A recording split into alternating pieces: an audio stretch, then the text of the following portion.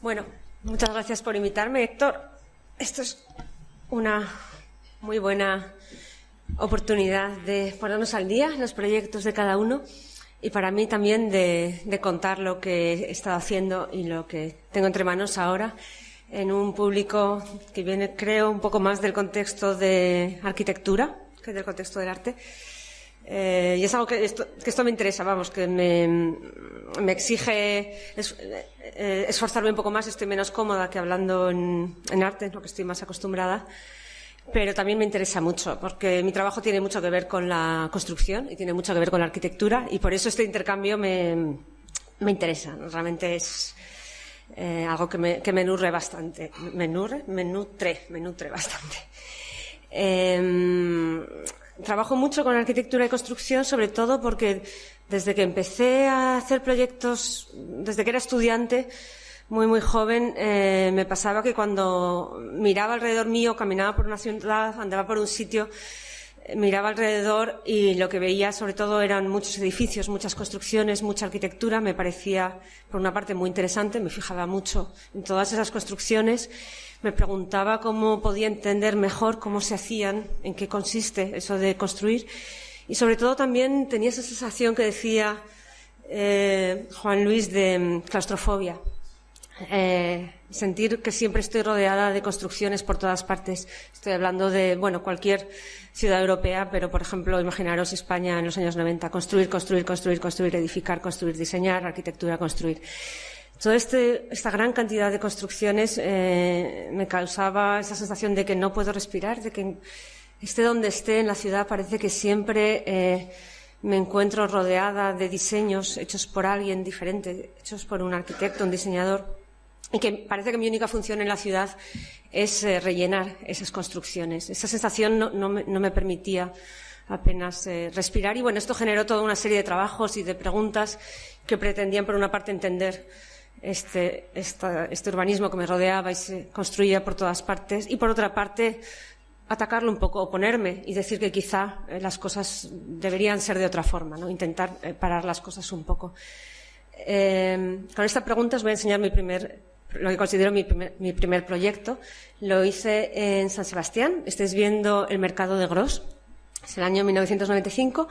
Y me invitan a mí con otra serie de artistas a hacer una exposición en este mercado, y lo curioso del mercado es que lo van a demoler. En un mes lo van a tirar. Es un mercado que todavía funciona, un mercado de alimentación, con fruterías, carnicerías todavía, y lo van a demoler para construir apartamentos y un centro comercial abajo. Esta demolición me sabe fatal, como os podéis imaginar. Es un muy buen edificio de los años 30, pero además de ser un buen edificio, me sabe realmente mal que desaparezca la vida de mercado, la vida de barrio, todo lo que significa de una cultura que pasa de abuelos a hijos, a nietos, un lugar de intercambio tradicional de vida en una zona que desaparece para un proyecto de un centro comercial. Me parece insoportable. Y decido hacer un proyecto que consiste en, primero, negarme a participar en la exposición y, en su lugar, dedicarme a renovar el mercado. Me quedan unas 3 semanas de tiempo entre que me decido y me pongo a hacerlo. No es mucho tiempo para hacer una buena renovación, así que me queda tiempo solo de extraer el cemento viejo de la fachada, rellenar algún agujero y, sobre todo pintar.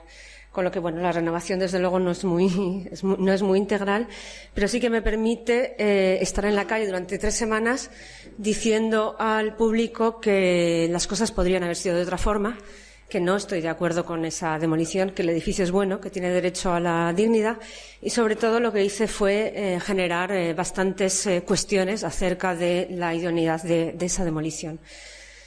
Algo que también hice, además de criticar la demolición, era posicionarme como artista. Era un artista joven y para mí era muy importante saber quién era y quién quería ser.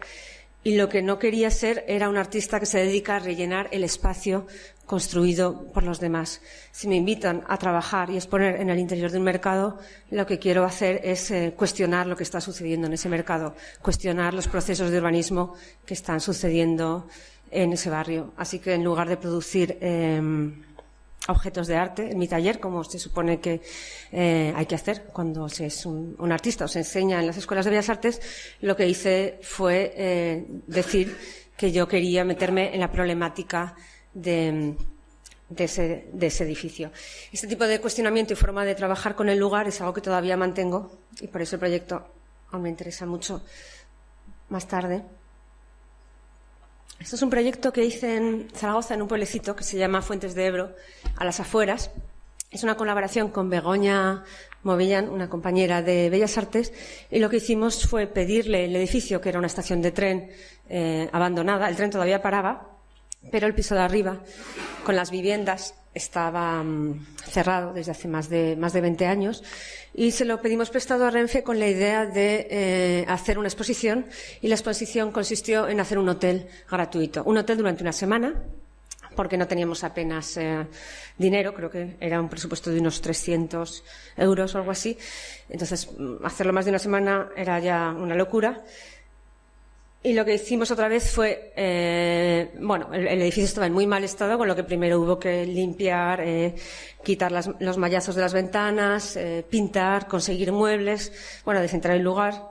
Tuvimos la suerte de que nos mandaron un electricista, un fontanero, y arreglar el lugar para poder habitarlo durante esta semana. El hotel era muy pequeñito, teníamos una cocina, un salón, un comedor. Estáis viendo el primero de los desayunos, que hay un empleado de Renfe y varios invitados, y unos ocho dormitorios. Era un hotel verdaderamente muy pequeño. Este es el día de la inauguración.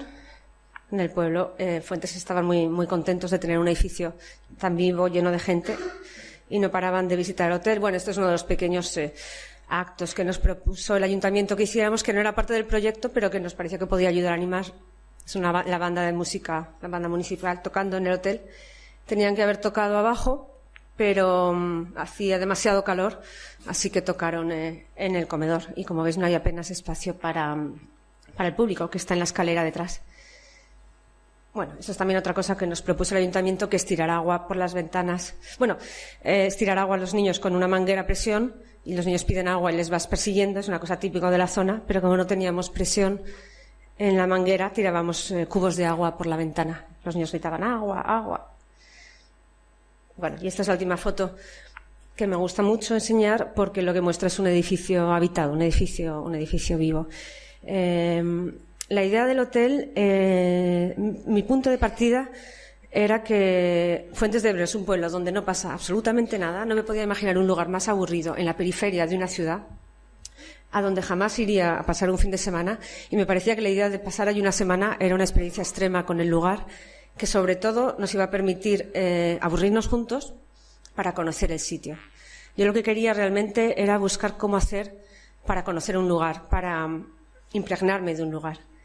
La idea del hotel partió, esto es interesante contaros ahora, de una serie de viajes por estaciones de tren abandonadas con Begoña. Y una de las cosas que nos preguntábamos cuando veíamos los edificios y atravesábamos poblaciones era: ¿pero cómo construyen todo esto tan horrible? Es que los arquitectos no se quedan a dormir aquí, deberían de obligarles a pegarse una semana como mínimo en cualquier pueblo antes de poder ponerse a edificar o a diseñar. Y de ahí vino un poco la idea, ¿no?, de invitar a un grupo de gente a aburrirse, impregnarse para entender un lugar. Si quieres trabajar en un sitio, tienes que saber de qué estás hablando. O sea, no te puedes poner a hablar de un lugar sin saber nada sobre él. Y nuestra técnica para conocer Fuentes de Ebro era dormir en el lugar, sencillamente. Un hotel, de ahí la idea de la estancia. Lo que pasó durante el hotel es que, tuvimos tantas visitas de día, de noche, de diferentes generaciones, tantísimo alcohol, tantísima comida, tantísima fiesta. En Fuentes fueron tan generosos y nos fuimos tanto de fiesta con ellos que al final no nos aburrimos nada. Entonces no sé muy bien hasta qué punto salió tal como esperaba, o quizás descubrimos otra forma de relacionarse con un lugar inesperada. Que eso también está muy bien, que un proyecto te lleve donde no sabes que te va a llevar. Con esta idea de entender más un lugar y ver qué puedo hacer para conocer un sitio, cuando vivía en Ámsterdam hice un proyecto que consistió en una acción, la acción de cavar un agujero. Hablabas antes de enterrar tesoros, ¿no? Pues esto es la idea de cavar, de llegar más abajo, de saber más qué hay en el sitio. Esto lo hice durante casi un mes. Como no pedí permiso a los propietarios del solar, que estaba abierto, no tenía valla, yo iba a cavar cada día. Y llegó un momento que llegué al solar a cavar y estaban las excavadoras y habían rellenado ya el agujero dando fin a mi acción. Quizás está bien porque el agujero era ya bastante profundo, unos 2,20 metros, y la verdad que empezaba a correr peligro de que se me cayera encima, ¿no? Para mí la idea de cavar era la idea de alguien que quiere saber más sobre un sitio, ¿no? Saber más sobre el pasado de la ciudad, saber más sobre la memoria de la ciudad, saber más sobre los materiales de construcción de la ciudad, sobre el punto en que la ciudad toca la naturaleza y, por supuesto, posicionarme como una artista joven que era con el lugar del que quiero aprender. Pasarlo muy mal cavando era importante para mí en aquel momento. Perdonad, espero que no vuelva a pasar este sonido. Con esta idea de entender más sobre un subterráneo y de una forma mucho más eficaz que en Ámsterdam, más recientemente hice un proyecto en Madrid que también consistió en tener acceso a lo que sucede bajo la ciudad, pero esta vez me organicé un poco mejor y lo que hice fue pedir un permiso para visitar un túnel en construcción. Estas son las obras del aparcamiento de Serrano y conseguí que nos dejaran meter un grupo de gente durante las obras de construcción, precisamente el domingo, que es el único día que las máquinas no están ahí dentro. Lo que me interesaba de esta visita no es que sea una visita a un túnel, porque visitas a túneles hay miles, interesantísimas todas, pero esto es un túnel que se está haciendo, o sea, que realmente está en proceso. Lo que quiere decir que este lugar...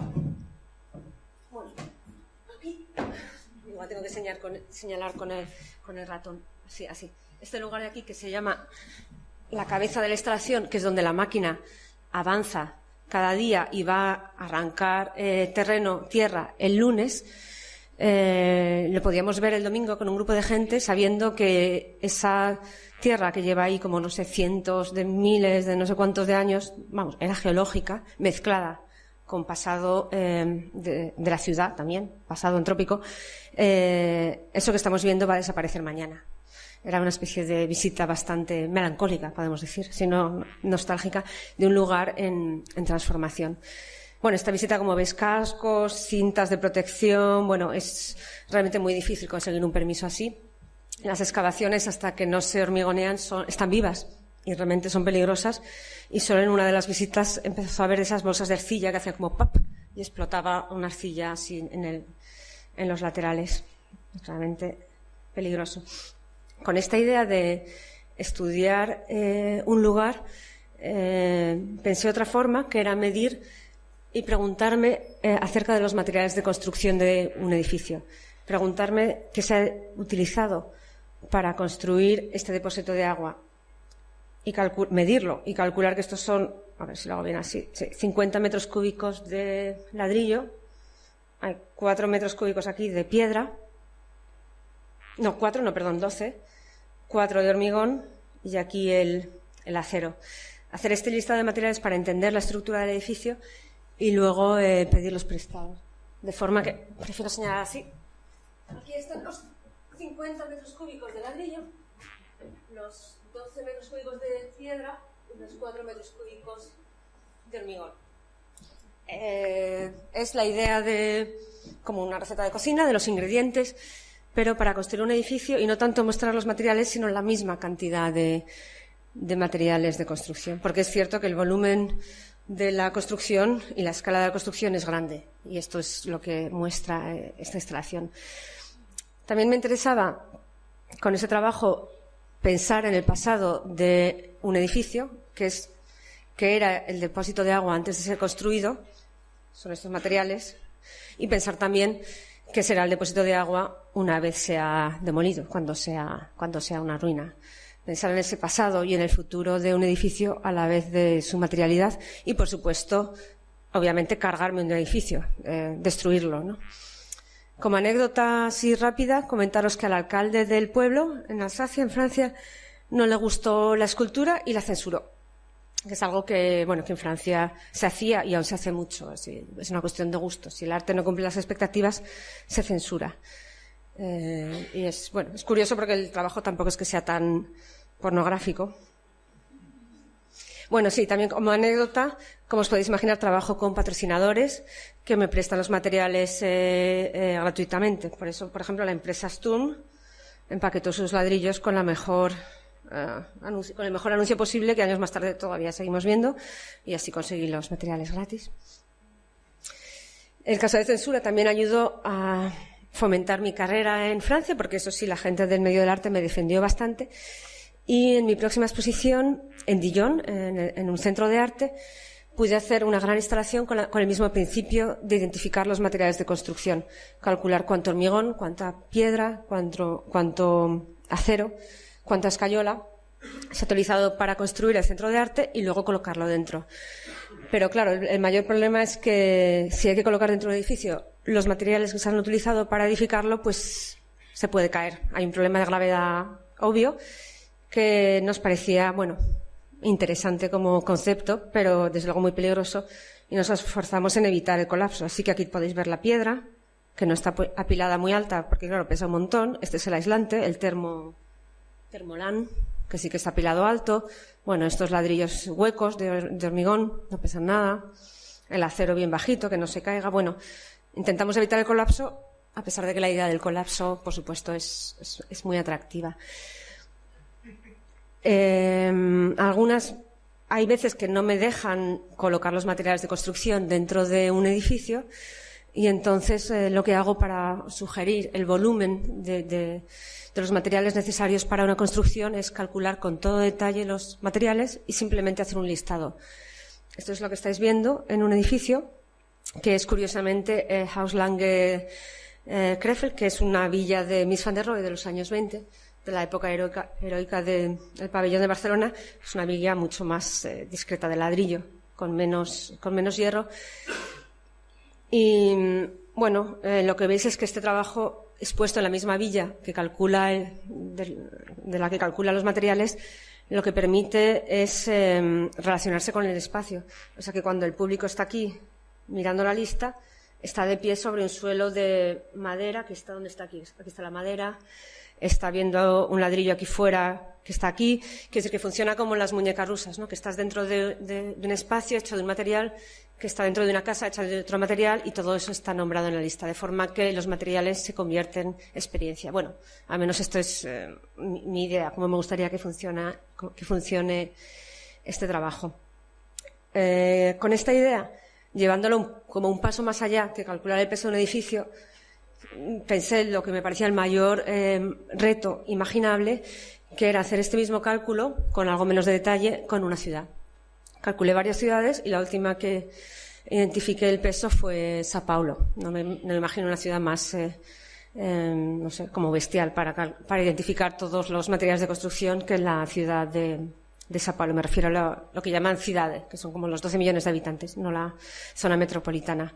No voy a contar cómo hice ese cálculo, porque es como otra conferencia bastante aburrida que habla de matemáticas sobre todo, pero solo decir que sí que hicimos el cálculo. Esto no es algo que hayamos sacado de un libro o de Internet, sino que realmente medimos edificio a edificio. Bueno, trabajamos con datos del cadastro y fuimos un equipo de 3 personas trabajando durante 2 meses, 2 estudiantes baratos como yo y 2 ingenieros caros controlándonos. Y sobre este trabajo, por supuesto, está la reflexión sobre el pasado y el futuro, pero también si quiero contaros por qué he hecho este tipo de trabajos, sí que parte mucho de una reflexión sobre el arte y la arquitectura. Parte mucho de una reflexión sobre las imágenes. Una de las definiciones que me daban, me acuerdo cuando estudiaba arte, alguien me dijo que el arte son imágenes. Y es una definición que en su momento me enfadó mucho cuando me la dijo. El director de mi escuela me enfadó un montón, pero no sabía muy bien desmontar. Pero yo intuía que el arte tenía que ser algo mucho más que imágenes. O sea, que imágenes se quedaba corto. O sea, el arte tiene que ser olores, tiene que ser sensaciones, tiene que ser experiencias. Bueno, no sé muy bien qué tiene que ser, como la arquitectura, pero desde luego mucho más que imágenes. Y empecé a pensar en trabajos que fueran más allá que lo que es una imagen muy idealizada de lo que es tanto el arte como la arquitectura. Entonces, bueno, esto es lo que se me ocurrió, que mejor que un edificio como imágenes que poner un edificio en toneladas. Por eso empecé a trabajar con toneladas. Me parecía como la forma más burda o bruta o directa de desmontar esa idea hiperidealizada del arte como imágenes. También me acuerdo una definición que leí en El País, creo que era Fisac, que decía que arquitectura, ¿cómo era? Que la arquitectura era el aire de dentro de la casa. Y ese tipo de visiones un poco místicas, no sé, no me siento bien con ellas, y siempre he buscado otra forma de desmontar esa especie de idealismo, y de ahí vienen las toneladas. Esto es un proyecto que hice en Bélgica, en una ciudad, Santroiden, en Nimburgo, y lo que hice fue preguntar dónde se va a demoler un edificio, y van a demoler esta casa de aquí, bueno, la entrada a un cobertizo y el muro y el garaje, todo esto de aquí. Lo que hice fue, me organicé con el propietario, que era el constructor de la próxima casa, para que me guardara los escombros y hacer la montaña de escombros. Bueno, esta es la demolición y esta es la montaña de escombros. Son los escombros de la casa, son los mismos escombros de la casa, es la misma casa. Bueno, de hecho, estáis viendo la casa tal cual. Pero si en las instalaciones anteriores del depósito de agua se enseñaban los edificios, los materiales de un edificio antes de la construcción, ahora estáis viendo los materiales tras la demolición. Es mucho más dramático, mucho más interesante. Vamos, yo ya no muestro materiales antes de la construcción. Esto me gusta mucho más. Como anécdota, contaros que este proyecto fue muy problemático. Generó mucha discusión, se escribieron barbaridades sobre él, pero no se censuró porque en Bélgica no se suele censurar. Es diferente de Francia. Y se ha dicho de todo, pero no se cerró.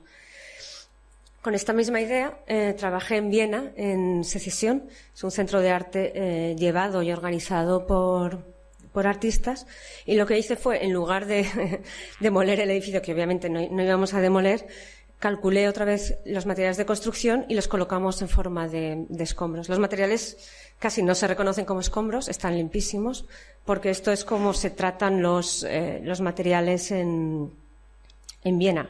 Por ejemplo, os voy a enseñar aquí. No llego. ¿Sí? Ah, vale. Bueno, pero si no, ya salto. Bueno, os enseño lo que llego. Esto es el hormigón, que son como 45 metros cúbicos. La de atrás, esa roja, es el ladrillo, que son 90 y tantos, es el doble, pero como esta atrás parece más pequeña. Y esta de aquí, esta marrón oscura, es el mortero. Atención, el mortero, que es lo que se mezcla, que es lo que hace que los ladrillos estén pegados. O sea, reciclan tanto los materiales de demolición en Viena, que esto lo he visto mientras lo hacían. Meten los trozos de restos de ladrillo con mortero en una máquina y los separa en dos. El material es rojísimo, limpísimo de ladrillo, de eso que parece tierra, que es el antiguo mortero.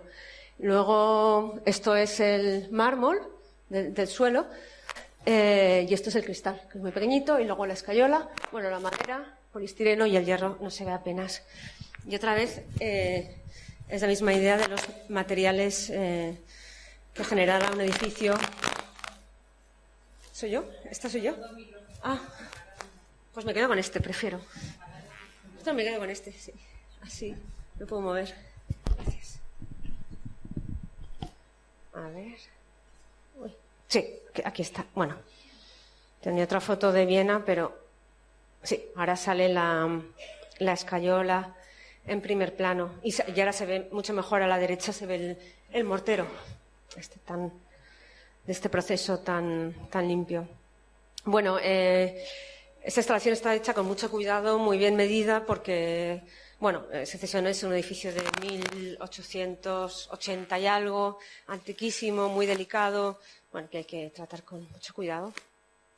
Y esta es la instalación que hice en el pabellón español de Venecia, a partir del mismo principio de identificar los materiales de construcción del pabellón, pero pidiendo los materiales en Venecia, materiales de demolición, ahí no se recicla tanto como en Austria, y entonces lo que tuvimos, en lugar de esas casi 7 montañas diferentes, una gran montaña gigantesca de unos 600 metros cúbicos de escombros.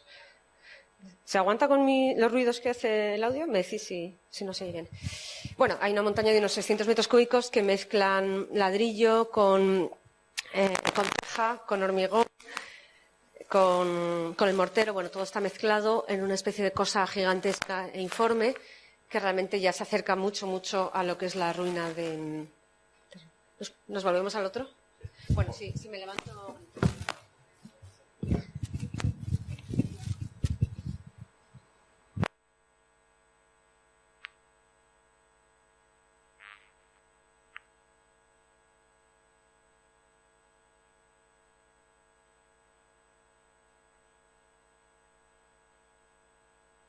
Esto no lo voy a contar. Bueno, sí que lo voy a contar. Bueno, este es un proyecto hablando de lo que decía Juan Lis de economía de medios, que realmente es muy, muy, muy sencillo y muy, muy fácil de hacer. Me invitaron a exponer en este centro de arte, en Saint-Nazaire, en Francia, y preguntando acerca de las demoliciones y los planes de futuro en esa ciudad, me enteré que el edificio de enfrente, precisamente, iba a ser demolido en cuestión de meses. Lo que me permitió hacer un proyecto que era invitar al público a asistir a la demolición. Curiosamente, el edificio de enfrente se parece mucho al Centro de Arte, es una especie de interpretación, años 50, del Centro de Arte, que era el antiguo casino. También es amarillo, imitando estos arcos, con la fachada redonda en torno a la rotonda. Así que realmente estamos enfrente de la copia del Centro de Arte. Y bueno, aquí está la acción, que lo que hace es simplemente invitar a la gente a presenciar la demolición. Por supuesto, este proyecto parte de la obvia fascinación por las demoliciones, pero también de decir al público, oye, a ver si en lugar de tanto disfrutar el entretenimiento que se ofrece la ciudad, la oferta cultural también os fijáis un poco de lo que está pasando aquí, ¿no? Lo que están haciendo con vuestra ciudad.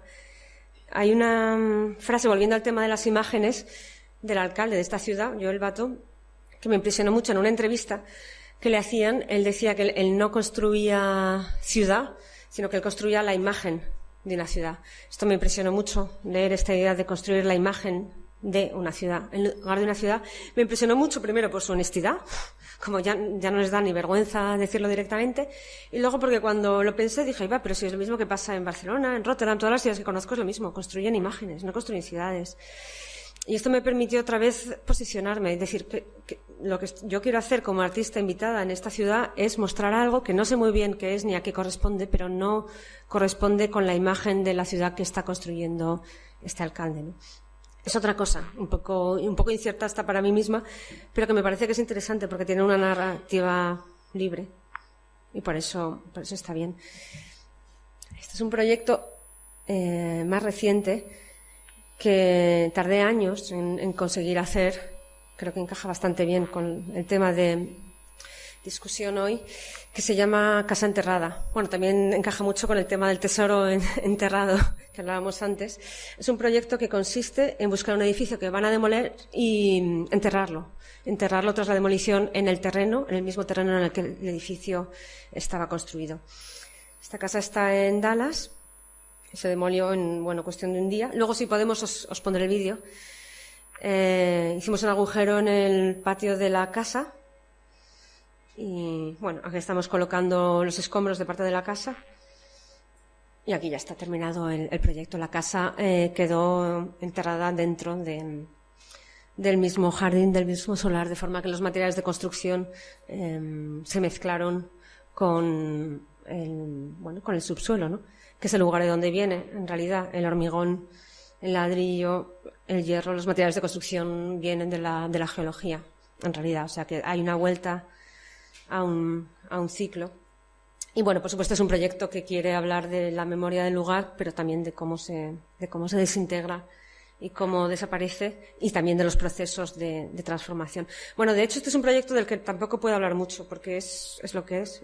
Conseguimos entrar a una casa y creo que me peleé tanto para conseguirlo que no sé mucho más. Intentamos hacerlo en Rennes, en Francia, y fracasamos. Intentamos hacerlo en Polonia, fracasamos. Intentamos en Gante, fracasamos. En una casa en Texas que compró un arquitecto para hacer proyectos y nos la ofreció antes de demolerla y se la declararon patrimonio. Y luego en la segunda casa lo conseguimos hacer.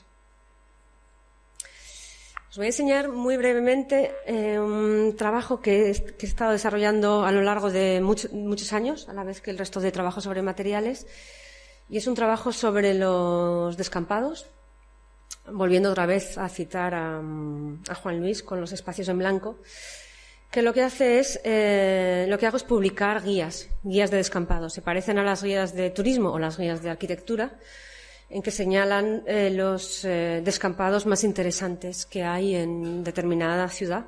Invitan al público a ir a verlos. Bueno, os he traído un par. Luego, si queréis verlas, podéis mirarlas.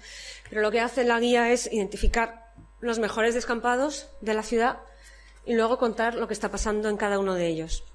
Estas guías no pretenden decir que los descampados de esta ciudad son iguales que los de esta, ni siquiera que este descampado se parece a este, sino que más bien son todo lo contrario. Te están intentando decir que lo que está sucediendo en este terreno es algo único, especial y diferente de lo que está pasando en el siguiente terreno, y merece la pena conocer y acercarse a los dos. ¿Por qué los descampados? Bueno, hay 1000 motivos interesantes. Quizá el principal es que, como no corresponden con un diseño determinado, un proyecto de arquitectura, sus usos no están fijados y en ellos todo puede suceder. Estoy hablando de fantasía, pero también de realidad. Quiero decir, desde, no sé, en los descampados siempre me encuentro todo tipo de usos de todo lo que no se puede hacer en el resto de la ciudad, tipo construir cabañas a los gatos y alimentarlos, o en fin, lo que sea, ¿no? Yo creo que el gran teórico de los descampados es español, es Ignacio de Solá-Morales, que tiene todos estos textos sobre el terrain-vague, que me imagino que conoceréis, ¿no? Habla como es terrain-vague, un caso de memoria, y él define descampado, utiliza la palabra francesa terrain-vague, como lugares de posibilidades. Él utiliza mucho la palabra posibilidades, y yo creo que dentro de lo que se ha escrito sobre descampados es la definición que más comparto, ¿no? Y creo que por eso interesan mucho. Pero también me interesan mucho porque todos esos procesos de decadencia, de entropía, de memoria, mezclándose con la naturaleza de una forma un poco azarosa, que no están guiados ni controlados, y que si se miran con atención desvelan muchas cosas de la ciudad que la ciudad intenta esconder, ¿no? Bueno, las guías así. He traído la de Londres, a ver si tengo la de Roma. Bueno, la de Londres. He intentado hacer guías sobre todo de zonas que requieren cierta urgencia.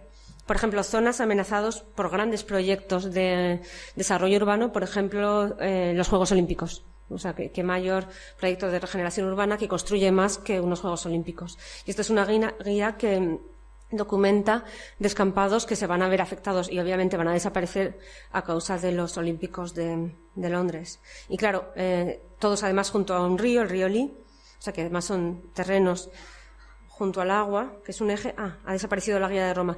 Pero bueno, esta es otra guía que hicimos en Roma, que habla de los Juegos Olímpicos de Roma, que luego Roma quitó su candidatura, por suerte, pero es donde Roma habría crecido. Curiosamente, esta guía se hizo hace unos 5 años. Este octubre la íbamos a exponer en Roma y se montó una revuelta política porque los políticos no querían que se expusiera. Lo que la curator me escribió disculpándose mucho, y a mí la verdad que me sorprendió que una cosa así 5 años más tarde pueda molestar.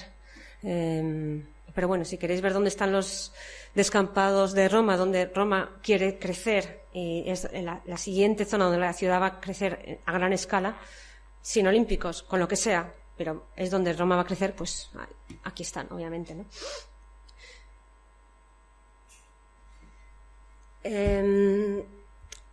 Bueno, estos proyectos no los voy a contar. Voy a saltar. Si queréis os hablamos luego, pero creo que prefiero concentrarme en otra cosa más nueva. Bueno, la cuestión es que guías de descampados he hecho toda mi vida y voy a seguir haciendo porque hacen falta, porque no para de haber construcción por todas partes y está bien saber lo que hay y cómo se va a transformar, y al menos todos estos descampados de Londres se han transformado debido a los Juegos Olímpicos, pero al menos queda esto como memoria, ¿no? de lo que hubo antes de los Juegos Olímpicos.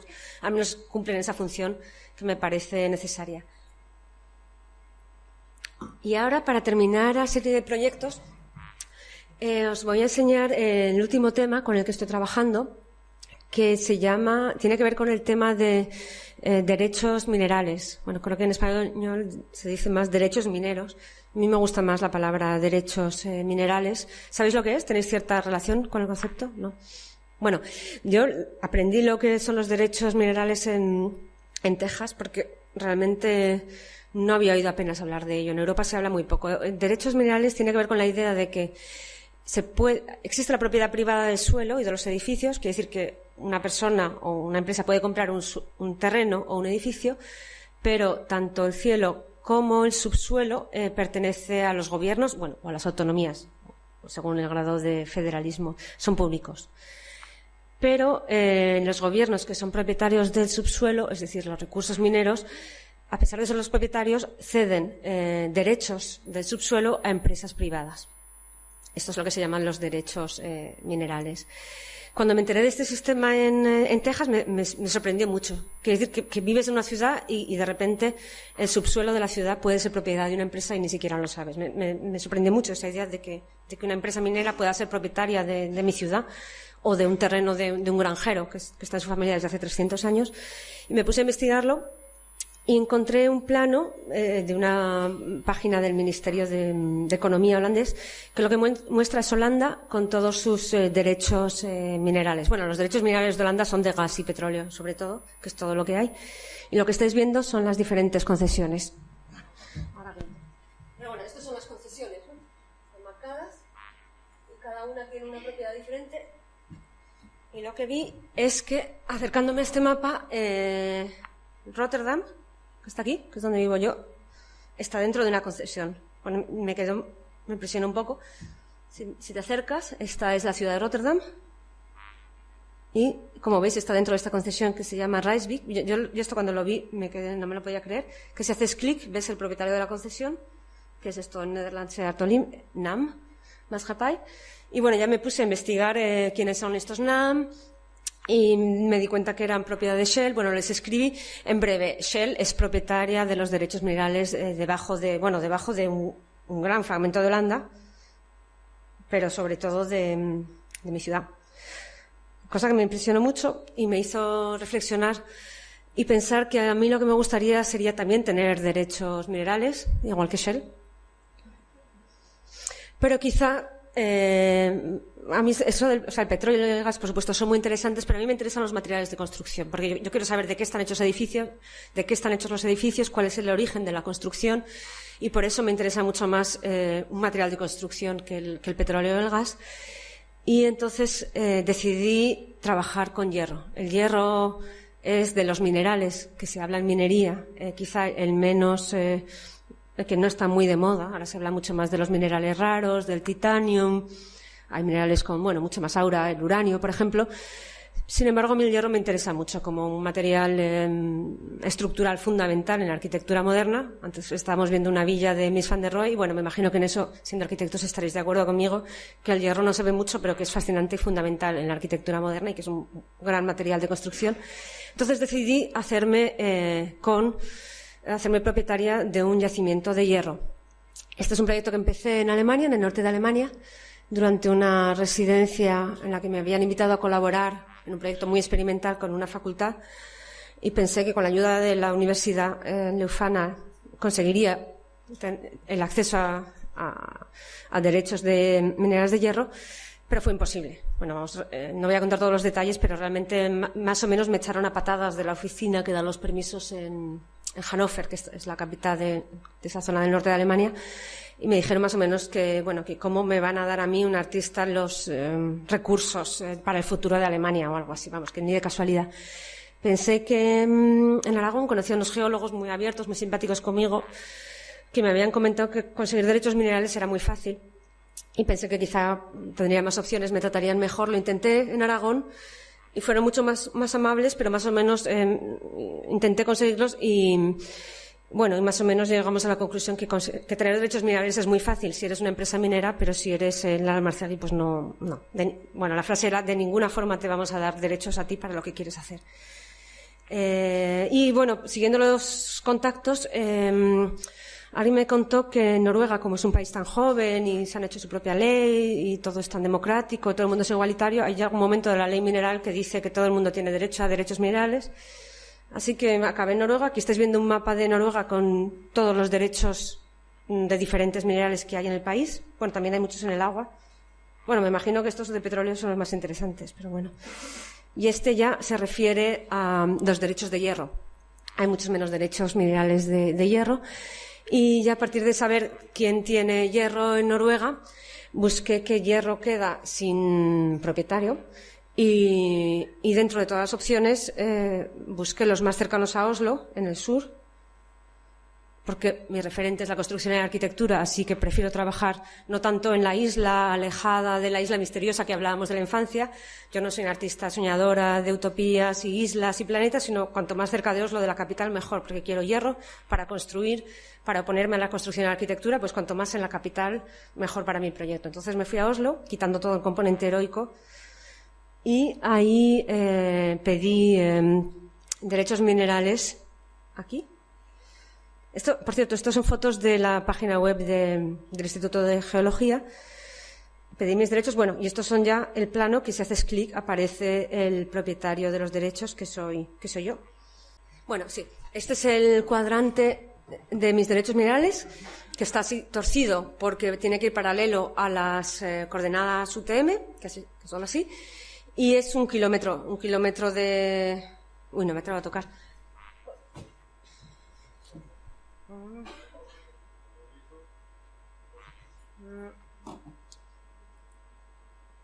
Ya está. Bueno, es un kilómetro de largo por 1 kilómetro de alto, es decir, 1 kilómetro cuadrado en superficie, que es lo mínimo que se permite. En Noruega lo máximo son 10 kilómetros por 10 kilómetros y lo mínimo 1 por 1. Yo preferí 1 kilómetro por 1 kilómetro. Bueno, porque pensé que era más fácil de controlar a nivel de varias cosas de presupuesto, de no entrar en un lago que me pudiera causar problemas, de no entrar en el terreno de un granjero, que tenga que negociar con él. Bueno, me mantuve lo más pequeño dentro de la ley. Y, bueno, me los concedieron. La ley minera noruega, que se basa en la ley minera alemana, dice que los derechos minerales son hasta el centro de la Tierra. Es decir, una distancia infinita que es hasta el centro de la Tierra. Está muy delimitado porque es como un quesito. O sea, no, del kilómetro como así, para no pasarte al otro lado que generaría un problema con, no sé, Nueva Zelanda o quien esté, que esté allí. Este proyecto, bueno, pues me causó, bueno, pues ha sido una gran satisfacción, sobre todo porque me peleé realmente muchísimo en Aragón y en Alemania para tenerlo, y cuando por fin conseguí estos derechos en Noruega, pues fue alegría. Y luego también porque llevo como años intentando hacer proyectos que profundizan más en el lugar, profundizan más cómo puedo hacer para ir más abajo, y realmente con este proyecto he llegado bastante abajo. Con lo que, sí, a nivel de abajo estoy satisfecha, eso sí. Los derechos son que se llaman de exploración, son por 9 años, no son eternos. Yo 9 años tengo que justificar si no empiezo la explotación minera, ¿por qué? Y si quiero otros 9 años tengo que volver a pedirlos. Bueno, esto se puede hacer con ayuda de un geólogo. A ver. Sí, bueno, este es el lugar, que es verdad que está cerca de Oslo, pero con toda una naturaleza, bueno, realmente maravillosa, ¿no? Con unos bosques maravillosos, unas piedras maravillosas. Bueno, el hierro no se ve, está bajo tierra, pero bueno, es un yacimiento de hierro. El lugar, pues, bueno, para mí tiene una belleza espectacular, bueno, tal y como es Noruega.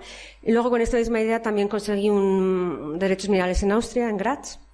Y ahí, en lugar de 1 kilómetro cuadrado, son 400 metros de radio de un círculo. Es como un círculo de 400 metros. No sé si leéis bien, pero bueno, esta es la aplicación, el documento para pedirlo, que es relativamente fácil. Más o menos dice que Lara Marcegui, según la ley minera, no sé qué, no sé cuántos, tal día pide los derechos mineros de esta antigua mina y luego da las coordenadas de forma muy precisa.